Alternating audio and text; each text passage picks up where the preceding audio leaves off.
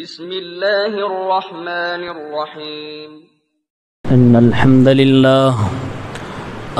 لله نحمده ونستعينه ونستغفره ونعوذ بالله من شرور أنفسنا ومن سيئات أعمالنا من يهده الله فلا مضل له ومن يضلل فلا هادي له وأشهد أن لا إله إلا الله وحده لا شريك له وأشهد أن محمدًا عبده ورسوله أما بعد يا أيها الذين آمنوا اتقوا الله حق تقاته ولا تموتن إلا وأنتم مسلمون يا أيها الناس اتقوا ربكم الذي خلقكم من نفس واحدة وخلق منها زوجها وبث منهما رجالا كثيرا ونساء واتقوا الله الذي تساءلون به والأرحام إن الله كان عليكم رقيبا يا أيها الذين آمنوا اتقوا الله وقولوا قولا سديدا يصلح لكم أعمالكم ويغفر لكم ذنوبكم ومن يطع الله ورسوله فقد فاز فوزا عظيما أما بعد فإن خير الحديث كتاب الله وخير الهدي هدي محمد صلى الله عليه وسلم وشر الأمور محدثاتها وكل محدثة بدعة وكل بدعة ضلالة وكل ضلالة في النار. أعوذ بالله من الشيطان الرجيم. بسم الله الرحمن الرحيم. وأنكحوا الأيام منكم والصالحين من عبادكم. وقال النبي صلى الله عليه وسلم لا نكاح إلا بولي. محترم حاضرین، اسلامی بھائیوں، عزیز بچوں، اللہ تعالیٰ نے ہمیں اور آپ کو انسان بنایا ہے. ہماری جو انسانی ضرورتیں ہیں اس کے پورا کرنے کے لیے آسمانی شریعت ہمیں دے رکھی ہے. ہمارے کھانے پینے سے لے کر اٹھنے بیٹھنے، پہننے اوڑھنے، بچے کی پیدائش، انسان کی وفات، شادی بیاہ، ہر لحاظ سے واضح تعلیمات ہماری شریعت کے اندر موجود ہیں. ایک مرد کی انسانی ضرورت ہے کہ اس کی زندگی میں کوئی عورت ہو بیوی کی حیثیت سے، اور ایسے ہی ایک بالغہ عورت کی فطری ضرورت ہے، انسانی ضرورت ہے کہ اس کا بھی کوئی شوہر ہو جو اس کی جائز ضرورتوں کو پورا کرتا رہے. اللہ تعالیٰ نے ہمیں اور آپ کو پیدا ہی اسی طرح سے کیا ہے. سورہ آل عمران میں اللہ نے فرمایا آیت نمبر 14 میں زُيِّنَ لِلنَّاسِ حُبُّ الشَّهَوَاتِ مِنَ النِّسَاءِ وَالْبَنِينَ وَالْقَنَاطِيرِ الْمُقَنطَرَةِ مِنَ الذَّهَبِ وَالْفِضَّةِ. لوگوں کے لیے مزین کر دیا گیا ہے چاہت عورتوں کی، اولاد کی، سونے چاندی کی، کھیتی باڑی کی، سواری کی، مختلف دنیا کی چیزیں انسان کے لیے مزین کر دی گئی ہیں. یعنی ایک انسان کی یہ ضرورتیں ہیں جس کے لیے وہ بھاگتا ہے، کوشش کرتا ہے. اب ہر مرد کی ضرورت ہے کہ جوان ہونے کے بعد اسے اس کا ایک ہم سفر ملے، اسے ایک عورت ملے جو اس کی بیوی ہو، جو اس کے لیے سکون و راحت کا سامان بنے. اگر وہ چیز اس کو صحیح وقت پہ نہیں ملتی تو وہ ایسی ضرورت ہے کہ جس کے پورا کرنے کے لیے انسان غلط راستے تلاش کرے گا. جیسے بھوک لگنا، پیاس لگنا ہماری اور آپ کی انسانی ضرورت ہے.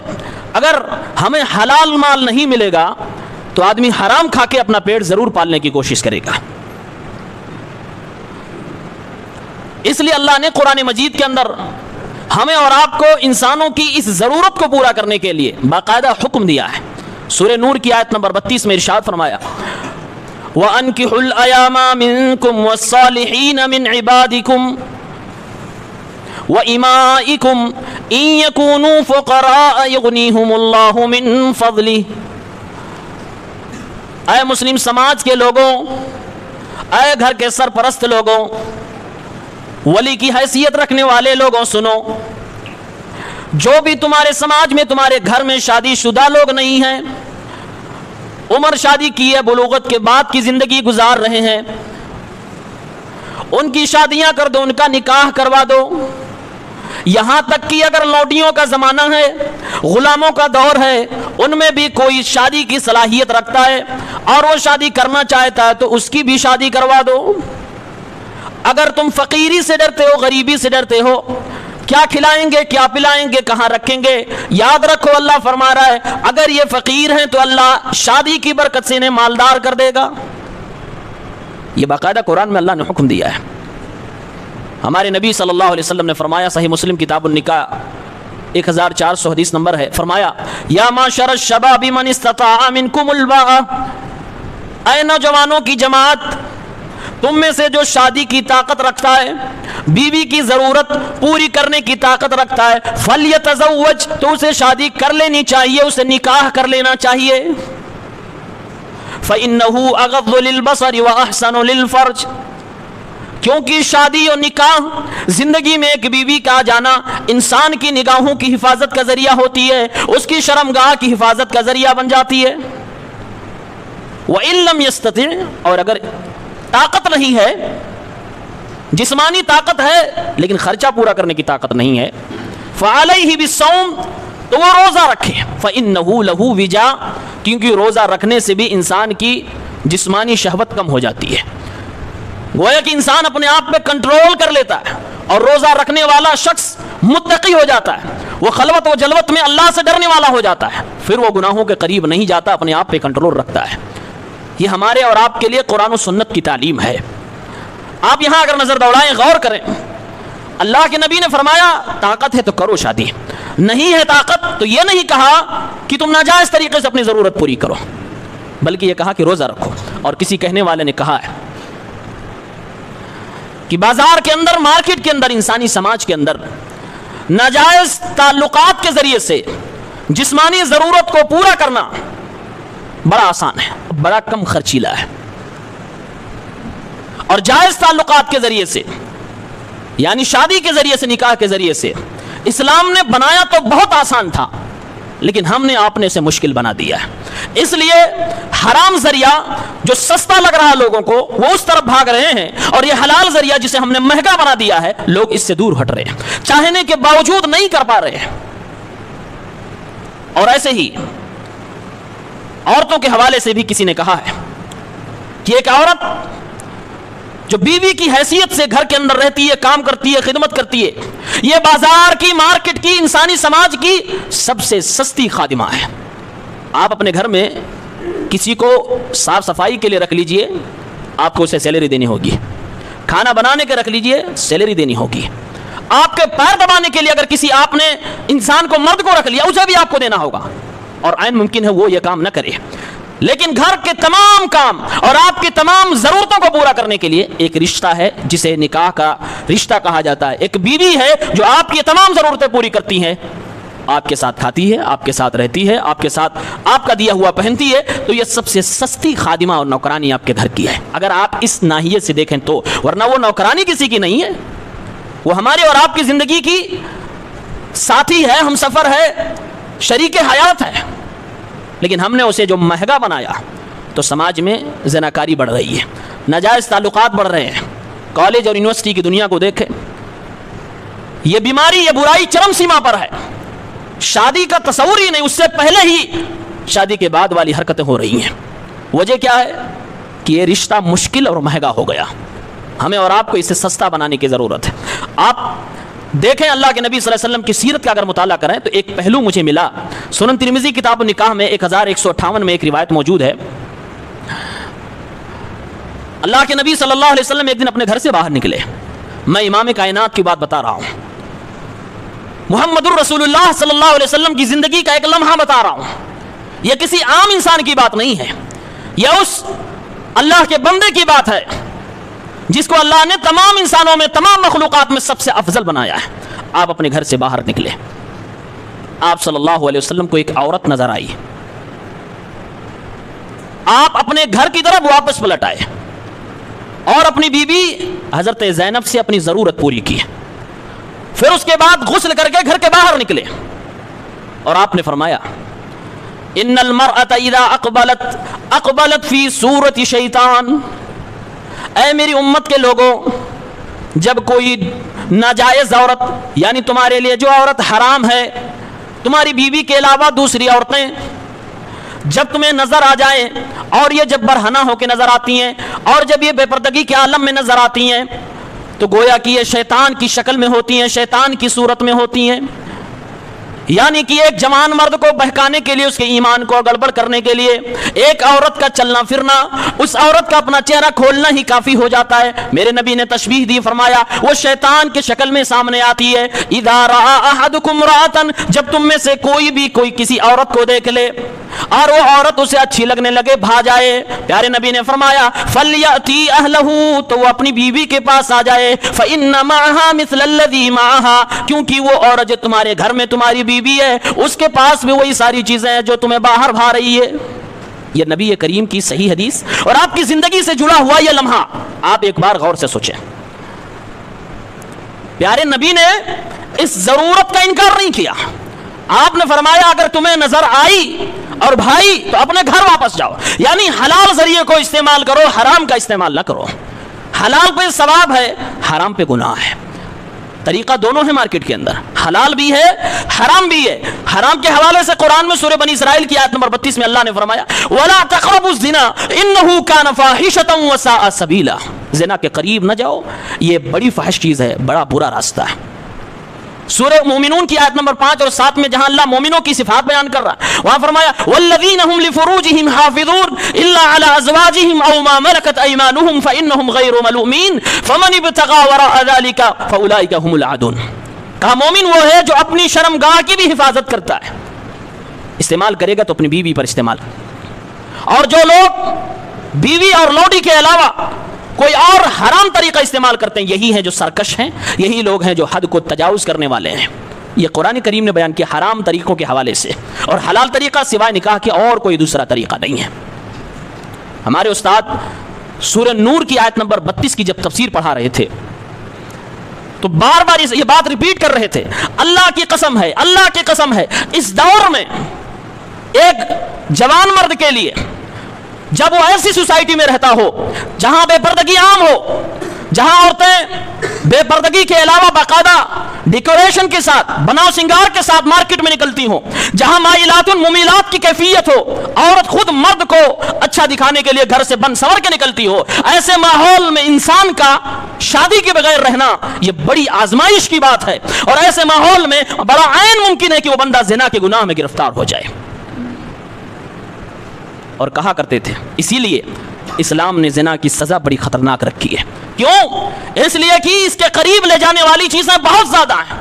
اگر سزا اتنی خطرناک نہ ہوتی تو لوگ قدم قدم پہ ڈگمگاتے جاتے ہیں. اس لیے سزا بڑی خطرناک رکھی گئی, اور اس سزا کو نافذ کرنے کے لیے اصول بھی بڑے خطرناک بڑے سخت رکھے گئے. 4 لوگوں نے آنکھوں سے دیکھا ہو, عینی گواہ ہو, پھر اس آدمی کے اوپر وہ سزا نافذ کی جائے گی, ورنہ نہیں.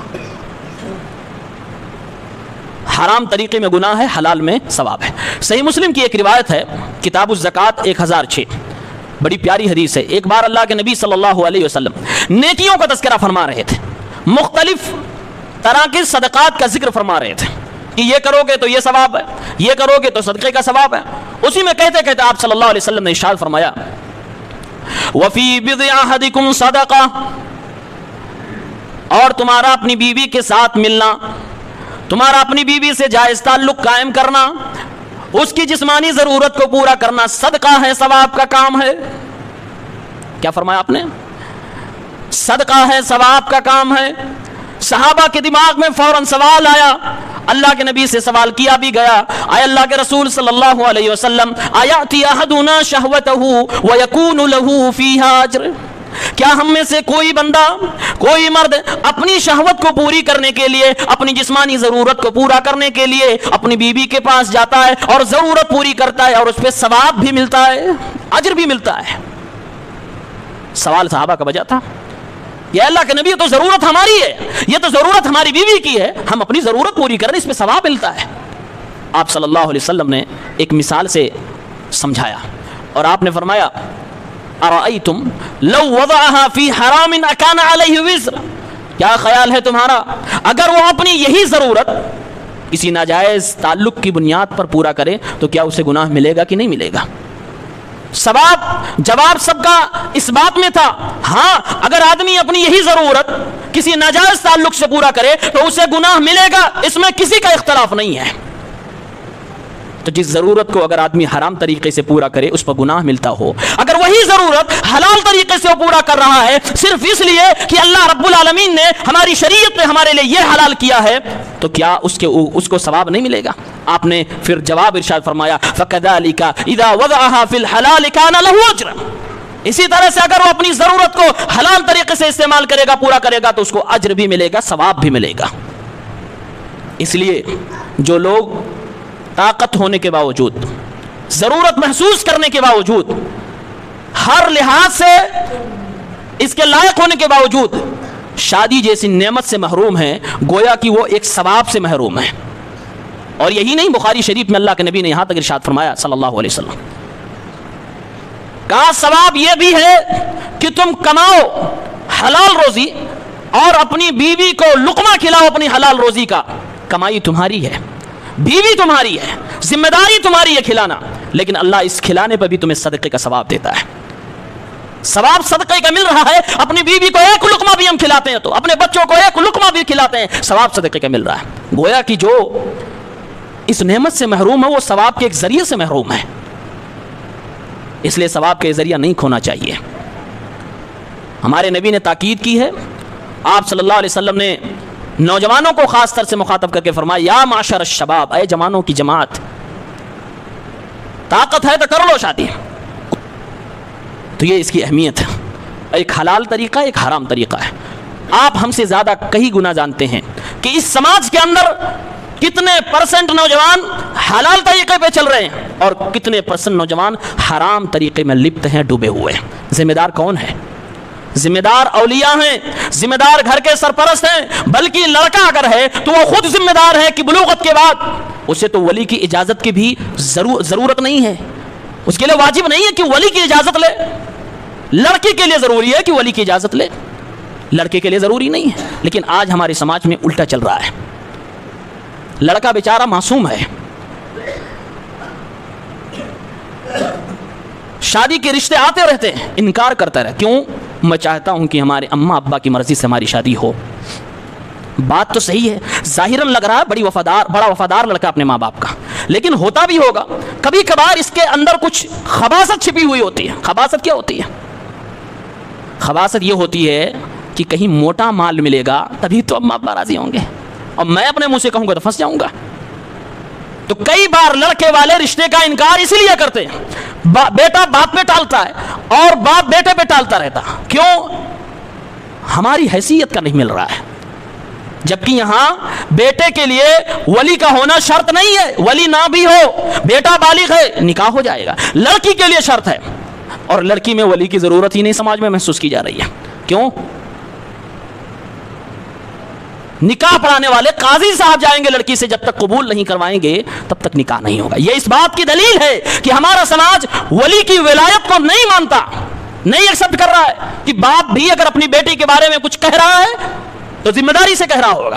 نہیں، وہ مولانا صاحب جن کے لیے وہ لڑکی اجنبی ہے، جن کا اس کے پاس جانا، اس سے باتیں کرنا، اس کو دیکھنا اور اس بے حیائی کے ماحول میں گھسنا حرام ہے، زبردستی اس سے جاؤ قبول کرواؤ۔ ہمارے نبی صلی اللہ علیہ وسلم نے کیا فرمایا ہے؟ ابو داؤد کی کتاب النکاح کی روایت ہے 2085، واضح حدیث، لا نکاح الا بولی، بغیر ولی کی اجازت کے لڑکی کا نکاح درست نہیں ہے۔ صحیح حدیث، ولی کی اجازت کے بغیر لڑکی کا نکاح درست نہیں ہے۔ اب 4 اماموں میں سے 3 اماموں نے اس حدیث کا مطلب یہ سمجھا کہ ولی کی اجازت کے بغیر اگر کوئی نکاح ہو گیا کسی لڑکی کا تو نکاح صحیح نہیں ہوگا، غلط نکاح ہوگا، باطل نکاح ہوگا. لیکن امام ابو حنیفہ رحمہ اللہ نے اس حدیث کا مطلب یہ سمجھا کہ نکاح ہو جائے گا لیکن بہت زیادہ کمپلیٹ نکاح نہیں ہوگا، لیکن ہو جائے گا. 3 امام ایک طرف، امام ابو حنیفہ ایک طرف. اب اختلاف ہو گیا صحیح کہاں ملے گا. صحیح اسی کتاب کو 2 حدیث پیچھے اور آئیے، 2083 ابو داؤد کتاب النکاح. اللہ کے نبی صلی اللہ علیہ وسلم نے فرمایا ایما امرأۃ نکحت بغیر اذن موالیہا فنکاحها باطل فنکاحها باطل فنکاحها باطل. جس عورت نے، جس بھی لڑکی نے اپنا نکاح اپنے ولی کی اجازت کے بغیر کیا اس کا نکاح باطل ہے، اس کا نکاح باطل ہے، اس کا نکاح باطل ہے. یہاں تک کہ ارشاد فرمایا آپ صلی اللہ علیہ وسلم نے اگر بغیر ولی کی اجازت کے کوئی نکاح ہو گیا اور میاں بیوی مل گئے تو وہ شوہر جو بنا ہوا ہے وہ اپنی اس عورت کو کچھ دے گا مال، کیونکہ اس نے اس کی شرمگاہ کا استعمال کیا ہے. اس کے آگے اللہ کے نبی فرمایا فَإِن تَشَاجَرُوا فَالسُّلْطَانُ وَلِيٌّ مَّن لَّا وَلِيَّ لَهُ. اگر ولی 2 ہوں یعنی باپ بھی ہے، دادا بھی موجود ہے، دادا کچھ اور کہہ رہے ہیں، باپ اور کچھ کہہ رہے ہیں، بھائی بھی موجود ہے، بھائی اور کچھ کہہ رہا ہے، ولی آپس میں تینوں ٹکرا گئے تو سب سے قریبی جو ولی ہوگا اس کی چلے گی. سب سے قریبی ولی باپ ہے، ان تینوں میں باپ کی چلے گی. لیکن اگر باپ غلط پہ ہے حقیقت میں تو پھر دادا کی چلے گی، دادا بھی غلط ہے تو بھائی کی چلے گی. اگر تینوں غلط ہیں میارے نبی صلی اللہ علیہ وسلم نے ارشاد فرمایا وقت کا جو حاکم ہوگا اس کی ولایت چلے گی، ان تینوں کی ولایت ختم کر دی جائے گی. یعنی کہ ہر حال میں لڑکی کی شادی ولی کی موجودگی میں، ولی کی اجازت سے ہوگی، بغیر ولی کے کسی لڑکی کی شادی نہیں ہو سکتی ہے. اور ہماری اور آپ کی سماج میں کیا چل رہا ہے، باپ کا پتہ ہی نہیں ہوتا کس کونے میں ہے. ہاں گواہان بڑے ایکٹیو ہوتے ہیں، جائیں گے سنیں گے اپنے کان سے. جس کی لختے جگر ہے، جس نے پال پوس کے اتنا بڑا کیا ہے، اس باپ کی حیثیت ہی نہیں کوئی، اس کی کوئی اہمیت نہیں، جس کے لیے نبی نے ارشاد فرمایا کہ اگر اس کی اجازت نہ ہو اور وہ باپ شرعاً کوئی غلط فیصلے پر نہ ہو تو نکاح نہیں ہوتا. چاہے پورا جہان، پورا شہر ایک طرف ہو جائے، باپ اگر حق پہ ہے یعنی وہ کسی ناجائز مطالبے کی بنیاد پر اپنی بیٹی کی شادی کے انکار نہیں کر رہا ہے تو شہر پورا ایک طرف ہو جائے، وہ نکاح نہیں ہو سکتا، وہ صحیح نکاح نہیں ہوگا. باپ کی اجازت ضروری. یہ باپ کی اہمیت کو اجاگر کیا گیا میرے بھائیوں. بیٹی کے نکاح کے معاملے میں باپ کی اہمیت کو سامنے لایا گیا. ہم وہ باپ کی اہمیت کو کھو بیٹھے. وجہ یہی ہے کہ امام ابو حنیفہ رحمہ اللہ کا اجتہاد یہ ہے کہ ولی کی اصل میں کوئی ضرورت نہیں ہے، ولی کی اصل میں کوئی ضرورت نہیں ہے. فقہ کی کتابوں میں ہدایہ میں باقاعدہ لکھا ہوا چاہے لڑکی چھوٹی ہو بڑی ہو ولی کی اجازت کے بغیر نکاح ہو جائے گا، کوئی حرج نہیں. اسی لیے اسی فتوے کی بنیاد پر اگر کوئی لڑکی بھاگ کر کورٹ میرج کر لیتی ہے شادی ان کے یہاں صحیح ہوتی ہے، جبکہ حدیث کے حساب سے وہ شادی صحیح نہیں ہوگی. کیوں؟ کیونکہ ولی نہیں وہاں موجود ہے، ولی کی اجازت نہیں ہے. یعنی لڑکی اگر بھاگ کے شادی کرے اس بنیاد پر وہ صحیح ہو جائے گا. اس لیے کیونکہ ہم بھی تو کہتے ہیں قاضی صاحب چلو پوچھ لو، قاضی صاحب کے سامنے اس نے کہہ دیا تو صحیح، تب تو وہی معاملہ ہوا نا. میاں بیوی راضی تو کیا کرے قاضی؟ پھر باپ کہاں گیا؟ باپ کی حیثیت کیا رہ گئی؟ میرے نبی نے جسے مقام دیا اس کا مقام کیا رہ گیا ولی کی حیثیت میں؟ اور اس کے اہم مرتبے کے حوالے سے میں ایک حدیث سناتا ہوں. صحیح بخاری کے اندر کتاب النکاح 5130 میں ایک روایت موجود ہے. معقل ابن یسار رضی اللہ عنہ ایک صحابی ہیں، ان کی بہن کی شادی ایک دوسرے آدمی سے ہوتی ہے. بعض روایات میں ہے کہ ان کا چچا زاد بھائی تھا، اس سے شادی ہو گئی. اب اس نے کچھ دنوں کے بعد طلاق دے دیا. طلاق 1 یا 2 دیا تھا، یعنی طلاق رجعی تھی جس میں واپسی کا چانس موجود تھا. طلاق دے دیا، وہ بہن اپنے گھر پہ آ گئی. عدت اس نے پوری کی، طلاق کی جو عدت ہوتی ہے عدت اس نے پورا کر دیا. اب اس کے بعد اس لڑکی کے رشتے آنے لگے. معقل ابن یسار رضی اللہ عنہ کہتے ہیں کہ میری بہن کے رشتے میرے پاس آنے لگے. کیوں؟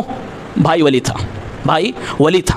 اگر ولی کی اہمیت نہ ہوتی تو ڈائریکٹ لڑکی کے پاس رشتے جاتے، ولی کے پاس، باپ کے پاس، بھائی کے پاس نہ جاتے. کہا میرے پاس رشتے آنے لگے تو وہ میرا بہنوئی جو میری بہن کو طلاق دے چکا تھا وہ بھی آ گیا اور کہا کہ میں دوبارہ کرنا چاہتا ہوں، دوبارہ شادی کرنا چاہتا ہوں. یہاں 2 باتیں پتہ چلی. ایک یہ، ایک بار میں جو طلاق دے کے معاملہ فائنل کیا جاتا ہے وہ اس حدیث کے خلاف ہے، تبھی تو اس نے چانس مانگا. اور دوسری بات یہ کہ اس نے اجازت کس سے مانگی؟ ولی سے مانگی، لڑکی سے نہیں. لڑکی اور لڑکا دونوں راضی تھے، حدیث میں آگے آئے گا کہ دونوں راضی تھے. لڑکی بھی چاہتی تھی میں واپس چلی جاؤں اور اس نے دوبارہ پیغام تو دیا ہی تھا، لیکن بھائی راضی نہیں تھا، ولی جو تھا وہ راضی نہیں تھا.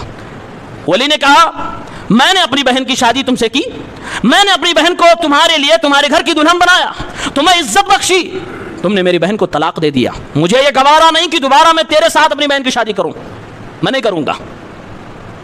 یہ معقل ابن یسار رضی اللہ عنہ کا اجتہاد تھا، یہ ان کا اپنا غیرت تھی، ان کی حمیت تھی۔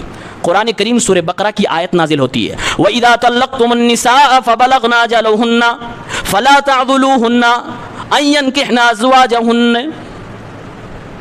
قرآن کی آیت نازل ہوتی ہے، اللہ رب العالمین نے ارشاد فرمایا کہ جب تم میں سے کوئی آدمی اپنی بیوی کو طلاق دے دے اور وہ طلاق واپسی والی ہو یعنی طلاق رجعی ہو، اور عورت اپنی عدت پوری کر لے، وہ عورت عدت پوری کرنے کے بعد اگر دوبارہ اپنے پرانے شوہر سے شادی کرنا چاہے تو اے ولیوں فلا تعذلوہن، تم اس کو نہ روکا کرو ان ينكحن ازواجہن، کہ وہ عورت دوبارہ اپنے اسی شوہر سے شادی کر لے۔ یہ آیت نازل ہو گئی۔ اب اللہ کے نبی صلی اللہ علیہ وسلم نے بلایا معقل ابن یسار، آیت ہمارے نبی پہ اتری تھی، فرمایا معقل ابن یسار سامنے آؤ، تمہارے بارے میں آیت نازل ہوئی ہے۔ کہا اللہ کے نبی الآن نعمل، ابھی میں اجازت دیتا ہوں میری بہن کی شادی اسی سے کر دی جائے، قرآن پر آمنا و صدقنا ہے، آیت نازل ہوئی، مجھے ایمان ہے، اللہ کا حکم ہے، ایمان ہے، کوئی رکاوٹ کیا تھی؟ رکاوٹ یہ تھی غیرت، دوبارہ میں نہیں کرنا چاہتا، کوئی شرعی رکاوٹ نہیں تھی، دوبارہ میں نہیں کرنا چاہتا۔ حدیث کے الفاظ ہیں فزوجہا ایاہ، اس بھائی نے ولی بن کر اپنی اس بہن کی شادی دوبارہ اسی مرد سے نئے نکاح کے ذریعے سے کیا، نکاح ہو گیا۔ اس حدیث سے ہمیں کیا معلوم ہوا؟ ابن حجر رحمہ اللہ نے فرمایا بعض لوگوں نے اس حدیث سے اور اس آیت سے یہ استدلال کر لیا کہ بھائی ولی کی ضرورت نہیں ہے، اگر ضرورت ہوتی تو اللہ یہ نہ کہتا کہ نہ روکو عورتوں کو کہ وہ اپنے شوہروں سے دوبارہ شادی کر لیں، کہا بلکہ اس میں ولی کی اہمیت ہے، ضرورت ہے، اس بات کی طرف دعوت دی گئی، اس بات کو واضح کیا گیا۔ کیوں؟ اگر ضرورت نہ ہوتی تو اللہ یہ نہ کہتا کہ نہ روکو۔ اللہ گویا کہ اس آیت میں یہ کہہ رہا ہے اے ولیو تم اپنے حق کا ناجائز استعمال نہ کرو، تم ولی بنائے گئے ہو، تمہاری ذمہ داری ہے اپنی لڑکی کا اپنی بہن کا کہیں دیکھ کر صحیح سے شادی کر دو، تو تم اپنے اس حق کا ناجائز استعمال نہ کرو کہ تمہاری کسی سے کوئی ذاتی نہیں بنتی ہے اور اس نے پیغام دے دیا اس کا دین اخلاق سب صحیح ہے تو تم شادی نہیں کرنا چاہتے، تم دوبارہ نہیں بھیجنا چاہتے۔ ایسے کئی ایسے مسئلے ہوئے ہیں کہ باپ کی اپنی کٹ حجتی کی وجہ سے، ضد کی وجہ سے بیٹی کا گھر اجڑ گیا ہے، بھائی کے اپنے ضد کی وجہ سے بہن کا گھر سہاگ اجڑ گیا ہے، تو اس سے منع کیا جا رہا ہے، یہاں ولایت نہیں ختم کی جا رہی ہے۔ اور دوسری طرف یہ تو ایک طرف ہوا کہ ولی کی اجازت کے بغیر لڑکی کی شادی نہیں ہو سکتی، میرے نبی کا فتویٰ ہے فنکاحها باطل، نکاح باطل ہے۔ دوسری طرف قرآن حدیثوں کو دیکھیے، اللہ کے نبی صلی اللہ علیہ وسلم نے یہ بھی ارشاد فرمایا ہے کہ لڑکی کی بھی اجازت ضروری ہے، چاہے وہ باکرہ ہو یا پھر سیبہ ہو، مطلقہ ہو، بیوہ ہو یا پھر کنواری ہو، اس کی بھی اجازت ضروری ہے۔ آپ صلی اللہ علیہ وسلم نے ارشاد فرمایا، صحیح بخاری کی حدیث ہے 5136، لا تنکح الایّم حتی تستعمر، کسی مطلقہ یا بیوہ عورت کی شادی نکاح اس وقت تک نہ کیا جائے جب تک کہ اس سے پوچھ نہ لیا جائے۔ تستعمر مطلب یہ کہ اس سے طلب نہ کر لیا جائے اس کی اجازت یا اس کی نہ۔ تستعمر کا مطلب ہوتا ہے جب تک وہ عورت بول کے نہیں کہے گی، لکھ کے نہیں بتائے گی، پوری وضاحت سے جب تک وہ نہیں کچھ کہے گی تب تک اس کا نکاح نہیں کیا جا سکتا۔ یہ کس عورت کے بارے میں کہا جا رہا؟ یہ جو بیوہ ہے، یعنی ایک بار شادی ہوئی تھی شوہر کا انتقال ہو گیا، یا مطلقہ ہے شادی ہوئی تھی شوہر نے طلاق دے دیا، اب دوبارہ ہونی ہے، اس عورت کے بارے میں۔ اور آگے آپ نے فرمایا وَلَا تُنْكَحُ الْبِكْرُ حَتَّى تُسْتَأْذَنُ، اور کسی کنواری لڑکی کا نکاح نہ کیا جائے جب تک کہ اسے اجازت نہ لے لی جائے۔ صحابہ نے پوچھا اللہ کے نبی وَكَيْفَ إِذْنُهَا، اس کنواری لڑکی کی اجازت کیسے ہوگی؟ اس کی اجازت کیسے ہوگی؟ آپ نے فرمایا ان تسکتا، اگر وہ خاموش رہتی ہے تمہارے اجازت طلب کرنے پہ سمجھ لو راضی ہے، اور اس کی رضامندی پر نکاح ولی کو حق ہو جاتا ہے کہ اپنی بیٹی کا نکاح کرے۔ یہ لڑکی کی اجازت ضروری ہے۔ بعض لوگوں کو غلط فہمی یہ ہے کہ ہم لوگ لڑکیوں کی اجازت کو ضروری نہیں سمجھتے، ضروری ہے، اتنا ضروری ہے کہ بخاری شریفی میں کتاب النکاح 5138 میں روایت میں موجود ہے، حضرت خنسہ بنت خزام الانصاریہ، ایک صحابیہ، ایک عورت، ان کی شادی ان کے باپ نے کر دی ایک مرد سے، اور یہ خود ایک بار شادی شدہ ہو چکی تھی، یعنی یہ مطلقہ تھیں یا تو بیوہ تھیں، ان کو وہ لڑکا پسند نہیں تھا جو ان کے باپ نے دوبارہ کر دی تھی۔ اللہ کے نبی کے پاس آتی ہیں اور اپنی شکایت رکھتی ہیں، اللہ کے نبی مجھے لڑکا نہیں پسند ہے، میرے باپ نے زبردستی میری کر دی، مجھے پسند نہیں ہے۔ حدیث کے الفاظ میں ہے فرد نکاحہ، تو اللہ کے نبی نے اس نکاح کو کینسل کر دیا، وہ نکاح ہی توڑ دیا۔ یہ قاضی کو اختیار ہے، اگر باپ اپنی لڑکی کے ساتھ زبردستی کر رہا ہے، اس کی مرضی کے بغیر کر رہا ہے، تو قاضی وہ نکاح کینسل کر دے گا۔ یہ تو بیوہ یا مطلقہ کے بارے میں۔ ایک ابو داؤد کی روایت میں موجود ہے جو کنواری لڑکی کے حوالے سے ہے کہ اس نے آ کے شکایت کی تو اللہ کے نبی صلی اللہ علیہ وسلم نے ارشاد فرمایا کہ تمہیں اختیار ہے، چاہو تو وہ نکاح میں رہو اور چاہو تو وہ نکاح تم توڑ سکتی ہو۔ تو یہ حدیثیں یہ بتلاتی ہیں کہ لڑکیوں کی اجازت ضروری ہے، لیکن سوال یہ ہے اجازت لے گا کون؟ قاضی صاحب، مولوی صاحب، محلے کے امام صاحب، یا ہمارے دوست یار ہماری بیٹی بہن سے اجازت لیں گے؟ اجازت باپ لے گا جو ولی بنے گا، اجازت بھائی لے گا اگر وہ ولی بنتا ہے، دادا لے گا اگر وہ ولی بنتا ہے، اور وہ اجازت جو بھائی یا باپ اور دادا جو لے رہا بڑی رسپانسبلٹی بڑی ذمہ داری سے لے گا، وہ قاضی سے کہہ دے کہ میں ضمانت لیتا ہوں میری بیٹی راضی ہے، میری بیٹی کا نکاح کیا جائے، اللہ کی قسم وہ نکاح صحیح ہے، اور یہی ہمارے اسلاف کا طریقہ رہا ہے۔ آپ حدیث پہ غور کریں، اگر اس زمانے میں جو یہ دو نکاح کینسل کروائے گئے، اگر قاضی نے خود جا کر لڑکی سے پوچھا ہوتا کہ تمہارا نکاح فلاں کے ساتھ کیا جا رہا ہے، کیا تم اس کو قبول کرتی ہو، تو کیا اس لڑکی کو دوبارہ جا کر نبی سے شکایت کرنے کی ضرورت پڑتی؟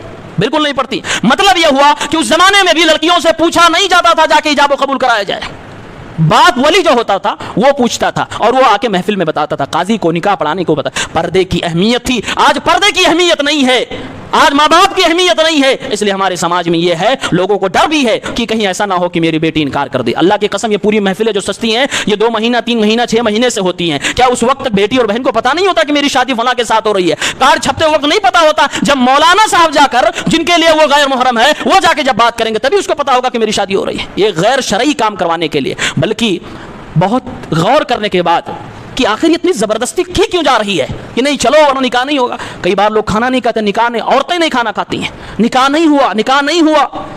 تو غور کرنے کے بعد یہ 2 وجہ سامنے ہے۔ ایک وجہ یہ کہ فقہ میں ایسا ہے اس لیے لہٰذا یہی لاگو ہونا چاہیے، حدیث میں کیا ہے ہمیں اس سے کوئی جانکاری ہی نہیں ہے۔ میں یہ نہیں کہوں گا کہ لوگ حدیث کی مخالفت کر رہے ہیں، اللہ کی قسم شاید کی عوام یہ بری ہے، اس کو حدیث کا علم نہیں، اس کو نبی کا فتویٰ نہیں پتا ہے، اس کو علماء کا عالموں کا فتویٰ پتا ہے، لہٰذا وہ عالموں کے فتوے ہی کو 100% صحیح سمجھتی ہے، اس لیے اس کو 100% لاگو کرنے کی کوشش کرتی ہے، اور اس کے بغیر نکاح نہ ہونے کا فتویٰ عوام اور شادی کے اندر حال میں موجود تمام لوگ ٹھوک دیتے ہیں۔ ورنہ لوگوں کو اگر نبی کا یہ فتویٰ پتا ہو تو لوگ اتنی زیادہ زبردستی نہیں کریں گے۔ اور دوسری وجہ یہ کہ سماج میں چلا آ رہا ہے تو اس کو کون کاٹے۔ میرے بھائیوں ایسے مسئلے میں آپ دیکھیے ہمیشہ ریاکشن عورتوں کی طرف سے آتا، مرد بھی مجبور ہو جاتا، ابھی عورتیں نہیں کھانا کھائیں گے، بولیں گے نکاح ہی نہیں ہوا۔ میرے بھائیوں مسجد میں آپ سننے آتے ہو، تقریریں گاہے بگاہے نیٹ پہ آپ سن لیتے ہو، آپ گاہے بگاہے عالموں سے مل لیتے ہو، دین کی جانکاری آپ مرد لے لیتے ہو، لیکن جہاں مسئلہ آتا ہے فتویٰ عورت کا چلتا ہے، پھر آپ کا تقریر سننا، آپ کا علماء سے ملنا ملانا کس کام کا ہے؟ اور آپ کی اتنی ہمت بھی نہیں ہے کہ بول سکو کہ نہیں میں جانتا ہوں، میں عالموں سے ملا ہوں، میں نے تقریریں سنی ہے، میں نے فتوے سنے ہیں۔ تم تو گھر میں رہتی ہو، تم تو کہاں عالموں سے ملی، تم نے کہاں سوال کیا، تم نے کہاں کتابیں پڑھی، تم نے موبائل کھولے ہیں تو تمہارے سامنے تو سیریل تھا، کسی عالم کی تقریر تم نے کہاں سنی ہے؟ لیکن جو دور ہے فتوے اس کے چل رہے ہیں، عمل اسی کا ہو رہا ہے۔ آخری ٹائم پر عالم کو بھی مجبور پورا فتنہ کھڑا کرنے کی کوشش کی جاتی ہے۔ شادیوں کے ماحول میں بھی بڑے شریعت کے خلاف کام کیے جاتے ہیں۔ میرے بھائیوں کس نے آپ کو کس حدیث میں لکھا ہے کہ نکاح ہو جائے تو دولہا کھڑا ہو کے پھر سلام کرے؟ سلام کب کیا جاتا ہے؟ پہنچا ہوگا وہ بارات میں تو وہ استقبال کرنے والے لوگوں کو سلام تو کیا ہی ہوگا کہ نہیں کیا؟ وہاں کرنا تھا کہ ہم آئے ہیں مہمان بن کے سلام کریں، بیٹھیں کھائے پیے ناشتہ کریں، لیکن نکاح ہونے کے بعد باقاعدہ اہتمام سے سلام کرو۔ اور وہ بیچارہ اگر نہیں بھی چاہتا ہے تو اسٹیج پہ بیٹھے کھڑے ہو جاؤ، سلام کرو سلام کرو سلام کرو۔ اس پہ بھی مجھے غور کرنا پڑا کہ آخر یہ ہے کیا، تو بعد میں مجھے ایک لاجک ایک وجہ سمجھ میں آئی، وہ یہ کہ بیچارے صرف سلام ہی نہیں، وہ نکاح سے پہلے کلمہ بھی پڑھاتے ہیں۔ پہلے باقاعدہ دولہے کو شادی کی تیاری میں 6 کلمہ بھی باقاعدہ رٹنا پڑتا تھا، نہیں سنایا تو مولوی صاحب نکاح نہیں پڑھانے والے۔ اب تھوڑا ترقی ہو گئی، مولانا صاحب مجبور ہو گئے اور نکاح کے پیسے تھوڑا زیادہ ملنے لگے، تو اب کہتے ہیں بھائی تم نہ پڑھو، ہم پڑھ رہے تم سن لو۔ اب پڑھنا نہیں تمہیں، ہم پڑھ رہے تم سن لو۔ اور یہ نکاح پہ کلمہ کیوں پڑھایا جاتا ہے؟ لاجک کیا ہے؟ لاجک یہ ہے کہ بھائی زندگی میں انسان بڑے بڑے بڑے گناہ کر دیتا ہے، ہو سکتا ہے کوئی گناہ کیا ہو جس کی وجہ سے وہ کافر ہو گیا ہو، کافر کا نکاح نہیں ہوتا، تو اس حساب سے بھائی تو لڑکی کو بھی کلمہ پڑھاؤ، کیا اس کے گناہ نہیں ہوتے ہوں گے؟ یہ ایک ایسی لاجک ہے کہ شک کی بنیاد پر انسان کے ایمان کو ہی کینسل کیا جا رہا ہے۔ یہ شک ہی تو ہے بھائی، ایسے تو اس بارات میں اس جگہ میں جتنے لوگ موجود ہیں سب نے کوئی نہ کوئی گناہ کیے ہوں گے جس سے کوئی انسان خارج ہو سکتا ہے۔ شک کی بنیاد پر کسی کا اسلام خارج نہ کرو، یہ خارجیوں کا طریقہ ہے کہ ایک چھوٹے سے گناہ کی بنیاد پر، ایک جرم کی بنیاد پر کسی کو کافر مان لیا جائے۔ یہ ہمارے اور آپ کا سنیوں کا اہل سنت کا عقیدہ نہیں ہے کہ کسی کو ہم ایسے ہی مان لے کہ کافر ہو گیا ہوگا لا اس کو کلمہ پڑھا دیتے ہیں، کہیں ثبوت اس کا نہیں ملتا ہے، وہ کلمہ آپ نہ پڑھایا کریں۔ اور تیسری چیز ہوتی ہے مولوی صاحب نکاح پڑھائیں تو 3 بار کہلواؤ، ایک بار میں وہ بیچارہ اتنا بڑا بوجھ نہیں سہ پائے گا، 3 بار جب تک کہے گا نہیں لوگوں کو تسلی نہیں ہوتی کہ قبول کیا کہ نہیں۔ کیوں بھاگ رہا تھا وہ دولہا بھاگ تو رہا نہیں ہے، وہ بیچارہ بن سج کے سمر کے تیاری کے ساتھ وہ آ کے امام صاحب کے پاس قاضی کے سامنے بیٹھا ہے، اس لیے کہ ایک بار میں آپ کو یقین نہ ہو۔ باقاعدہ بعض جگہ پر اس کو لوگ چلواتے ہیں، چیخ کے کہو سب لوگ سن لیں، قاضی صاحب نے گواہوں نے سن لیا کافی ہے، لیکن اگر وہ تیز آواز میں بولے تو اور اچھی بات ہے، لیکن دولہوں کے ساتھ اس محفل میں اس طرح سے انہیں بے عزت نہ کیا کرو۔ یہ بھی شریعت سے نہیں، ایک بار اگر کہلوا دیا اس نے کہہ دیا قبول ہے بس کافی ہے، 3 مرتبہ کہنے کی نہ کہیں دلیل ہے، نہ کہیں ثبوت ہے، نہ کہیں ضرورت ہے، 1 مرتبہ کافی ہے۔ ہاں اگر اس نے کچھ ایسا کہا کہ سننے میں نہیں آیا، سمجھ نہیں آیا قاضی صاحب کو، دوبارہ وہ پوچھ سکتے ہیں، دوبارہ وہ کہہ سکتے ہیں، اتنی گنجائش ہے، لیکن وضاحت کے ساتھ کہنے کے باوجود 3 بار اسے کہو، 3 بار کہو، نہیں تو نہیں ہوگا، یہ سب غلط رسوم ہیں، غلط طریقے ہیں۔ جو اور بہت ساری چیزیں ہمارے سماج میں، دولہے صاحب سونے کی انگوٹھیاں پہن کے آ رہے ہیں، دائیں بائیں بیٹھنے والے بھی سونے کی انگوٹھی پہنے ہوئے ہیں، محفل میں ویڈیوگرافی چل رہی ہے، فالتو کی سب تصویریں لی جا رہی ہیں، مخلوط ماحول بنا ہوا، عورت اور مرد آپس میں سب ملے ہوئے ہیں۔ اللہ رب العالمین خیر کرے، ہماری اور آپ کی اصلاح کرے۔ سونا مردوں پر حرام ہے، سونا پہننا، انگوٹھی ہو یا کوئی بھی یہ لاکٹ ہو، چین ہو، کچھ بھی ہو، اس امت کے مردوں پہ حرام ہے، میرے نبی کی صاف تعلیم ہے۔ اگر آپ نبی کا امتی سمجھتے ہو تو سونا اپنے جسم پہ نہ لانا، مت پہننا۔ اس امت کی عورتوں پر کے لیے سونا حلال کیا گیا، مردوں کے لیے نہیں حلال کیا۔ آپ کی ذمہ داری ہے، کماؤ، خریدو، بیوی کو پہناؤ، بہنوں کو دو، ماں کو دو، یہ آپ کی ذمہ داری، آپ کو خود نہیں پہننا ہے۔ اور بہت ساری غلط رسومات ہیں، اللہ تعالی ہم سب کی اصلاح فرمائے۔ ہمارے سماج میں اللہ تعالی سنت کو ہمیں نافذ کرنے کی توفیق دے، بدعات سے، خرافات سے، رسم سے، رواج سے ہمیں دور کرے، آمین یا رب العالمین۔